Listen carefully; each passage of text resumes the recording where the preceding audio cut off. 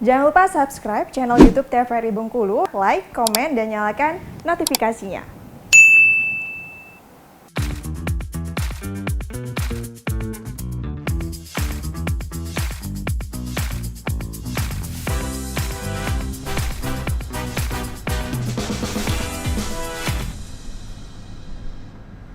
Hai, Assalamualaikum warahmatullahi wabarakatuh. Salam jumpa pemirsa TVRI Bengkulu. Berjumpa kembali bersama saya Agnes Ramadhani dalam acara Opini di edisi Rabu 10 Mei 2023. Nah, pemirsa, seni bukanlah tentang kecantikan, tetapi tentang berbagi ide, juga menyalurkan emosi. Sebuah karya seni nggak harus terlihat cantik ataupun bagus nih, tetapi juga harus membuat kita merasakan sesuatu dari karya yang dihasilkan.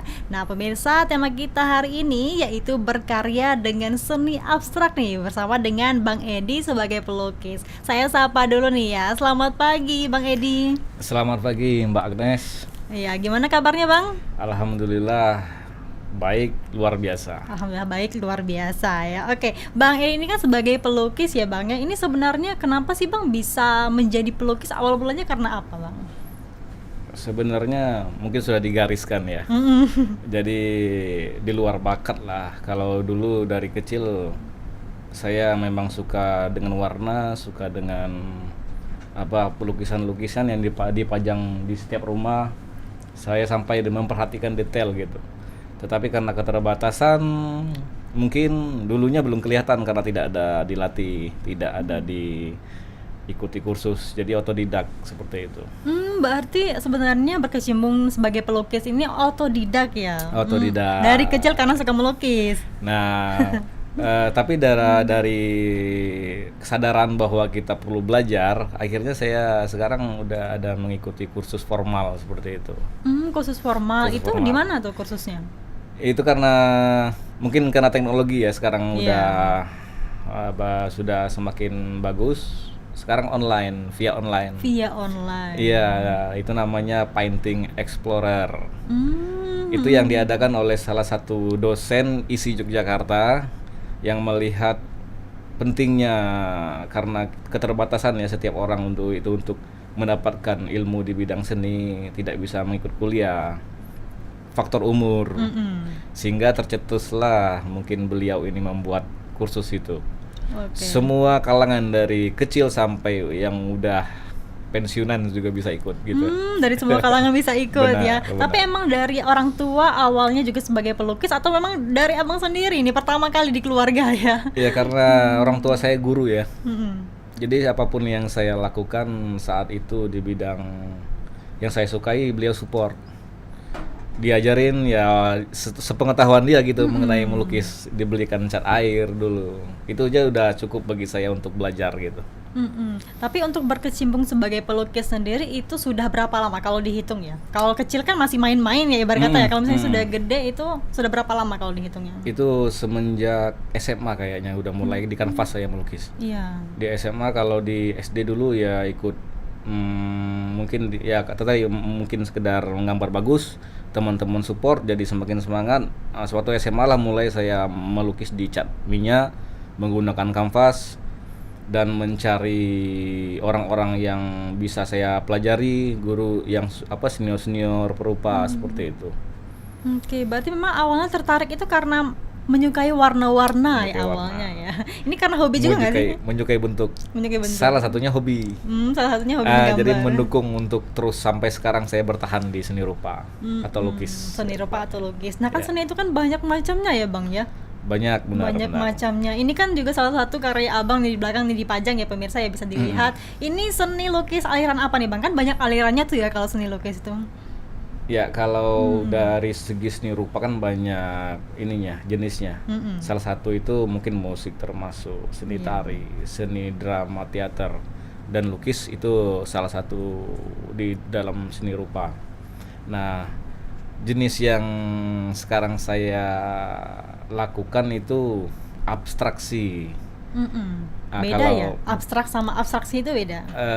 Berbeda dalam arti maknanya itu di abstraksi ini ada bentuk atau objek yang saya gambar sepintas ya kalau diperhatikan. Tapi kalau abstrak itu memang tidak ada lagi objek yang atau benda apapun yang tergambar di dalam itu. Itu yang abstrak. Plur abstrak bahasanya seperti Plur itu. abstrak ya. Plur Plur abstrak abstrak. berarti benar-benar nggak ada Nggak objeknya ada ya. objek yang tergambar di situ. Kalau misalnya abstraksi itu ada objek yang digambar, Ada. tapi nggak kelihatan. Nggak gitu kelihatan. Misalnya kayak muka orang dibuat rusak seperti dipotong-potong, dipencar-pencarkan. Kali ini kan saya lebih ke bayangan. Saya bermain karena saya memahami lukisan itu awal-awalnya sama seperti teman-teman mungkin melihat lukisan, apa sih yang kita nikmati atau kita ambil dari lukisan itu. Itu saya mempelajarinya sangat lama. Iya bang. Sangat lama. Sehingga mungkin ini dari diri saya sendiri ya sebagai pelukis. Pelukis. Mungkin teman-teman yang lain berbeda. Tapi yang saya rasakan sewaktu itu, saya merasakan waktu melukis itu, ini apa arti saya nggak paham. Walaupun itu realis, saya tetap aja nggak merasakan apa sih konsep yang saya lukis ini, apa maknanya, apa yang pengen saya ambil dari lukisan ini. Sehingga saya mencari itu lama. Jadi saya terakhir 3 tahun terakhir saya mulai ngarah ke gaya ini abstraksi. Oh berarti sebelumnya belum ke abstrak Belum, ya? saya realis, naturalis, abstrak pernah saya, tapi semuanya itu hambar gitu. Orang semuanya bisa, ATK pun bisa lempar cat, Iya. ambil cat warna-warni, ya kan bisa semuanya. Tapi di sana bukan sekedar warna dan lemparan itu yang kita, tapi ada segi sejarahnya, makna, konsep dari itu. Terakhirlah kita akan menilai bagaimana estetika dari sebuah lukisan. Nah ya sebenarnya untuk melukis ini kan bukan cuma sekedar coretan tadi ya, seperti abang bilang yang Benar. melempar cat dan sebagainya, apalagi abstrak ya. Iya. Mungkin kalau kata orang ini kayaknya kalau melukis abstrak ini saya bisa nih cuma sekedar coret-coret aja gitu kan, Benar. tapi ada makna di sana yang Saya mengambil contoh seperti ini. Kita memiliki warisan misalnya, warisan dari orang tua sebuah cincin atau gelang. Apabila saya ganti cincin yang jadi warisan orang tua kita itu, saya ganti nih yang lebih bagus bentuknya, itu tergantikan nggak? Enggak kan? Karena ada makna di dalam itu. Nah seperti itulah sebuah lukisan menurut saya. Maknanya dalam dari setiap pribadi yang melihat kedekatan, keintiman dari sebuah lukisan. Tidak semua orang mungkin suka dengan lukisan saya, tetapi ada orang yang mungkin keintimannya itu, kesukaannya itu melekat di dalam lukisan. Iya ya, meskipun nggak semua orang, tapi ada beberapa orang Beberapa ya. orang yang akan merasakan itu. Nah kan untuk membuat sebuah lukisan yang ada kedekatan intimnya itu kan pasti butuh waktu yang panjang ya. Benar, berproses. Nggak cuma sekedar melukis aja gitu kan. Nah, saya lebih kan karena sangat luas ya, makro. Sehingga saya susutkan lagi, saya menjadi tema. Setiap ada sesi atau bagian saya lukisan itu saya buat konsepnya bertema. Seperti sekarang saya temanya adalah hewan dan habitatnya. Jadi mungkin target saya pameran nanti, pameran tunggal saya khususnya di hewan dan habitat. Jadi saya akan membawa tema bagaimana kita menjaga hewan. Hewan itu sangatlah unik. Setiap daerah pasti ada apa nama ciri-ciri dari hewan. Misal Papua. Iya. Papua hewan apa? Cendrawasih. Kalimantan burung enggang atau orang hutan. Semua daerah itu memiliki ciri khas hewan masing-masing. Nah, saya tertarik di sana dengan mengambil temanya hewan dan habitat. Hewan dan habitat. Nah kalau saya lihat nih ya lukisan abang ini ukuran berapa nih bang di belakang nih? Ukuran 140 kali 1 meter. Ini yang terbesar abang pernah buat atau ada yang lebih besar lagi? Ada yang lebih besar lagi, itu di 140 cm, panjangnya 2 meter. 2 meter ya. Yeah. Oh, itu biasanya berdasarkan requestan abang membuatnya atau sekedar cuman melukis saja, ingin melukis saja itu? Itu sebenarnya sudah kita rancang ya. Saya pengen gambarnya seukuran ini nih. Atau bisa jadi juga kanvas memang tersedia seperti itu. Iya. Tapi saya menyediakan dari kecil hingga besar. Jadi kalau pengen menggambarkan sesuatu yang lebih banyak objek kan, mungkin saya akan menggunakan yang besar seperti itu. Tapi lebih mudah menggambar di yang besar atau yang kecil nih? Sebenarnya bukan di situ. Tapi apa yang ingin kita sampaikan di sana ya? Sebenarnya itu lukisan itu bukan dinilai dari besar kecil, tapi arti dari lukisan itu bagaimana proses mengerjakannya, bagaimana kita mendapatkan inspirasinya, sampai harmoni estetika dari seni lukis itu. Iya, nah tadi kan abang sebelumnya menjelaskan kalau misalnya dulu belum berkecimpung di lukisan aliran abstraksi ya, abstraksi dan juga abstrak. Sebelumnya abang aliran apa, naturalisme, realisme dan juga sebagainya tadi ya. Mungkin boleh dijelaskan itu sebenarnya lukisan yang seperti apa? Itu seperti sekarang nih kita punya HP. Kalau kita foto Mbak Agnes kan, itu udah kalau kita lukis persis seperti Mbak Agnes. Itu bisa disebut realisme sesuai dengan gambar aslinya. Ya? Nah, kalau kita foto landscape alam, kita lukis, itu detailnya mirip seperti apa yang kita gambar, walaupun kasar ya, tapi mendekati, itu naturalisme ya. Nah, itu yang sering, itu jadi kegalauan juga sebenarnya menurut saya. Saya kan juga melihat sekarang ini IT sangat berkembang pesat.